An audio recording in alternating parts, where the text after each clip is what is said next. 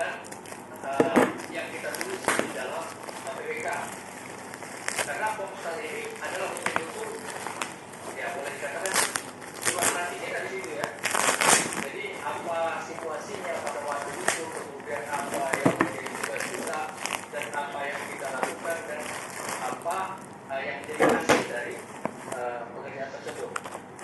Jadi kembali lagi bahwa Polestar itu adalah kita melakukan sendiri atau menuliskan sendiri apa yang kita alami, dan itu adalah pelengkap dari yang 2021. Maka itu kita membutuhkan Polestar ini. Jadi, ya, terkait dengan approval Pak, ini nanti approval ke atasan langsung sesuai kalau masalah. Lalu bagaimana kalau yang cenderung yang sekarang sedikit